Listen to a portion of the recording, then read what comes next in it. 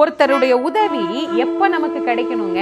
தேவைப்படும் போது தானே கிடைக்கணும். தேவையே படாத போது நமக்கு அது கிடைச்சி என்ன பிரயோஜனம்? அது மாதிரி அந்த அம்மா தேவைக்கு வந்து நிற்பாள். 1000 கண்ணுடையவளாக காட்சி தரக்கூடியவள் அந்த சமயபுரத்து மாரியம்பிகை அப்படின்னே சொல்லலாம். அவரை பற்றி சிந்திக்கிற போதே மெய் சிலிர்க்கும் அப்படின்னா அது நிஜம்.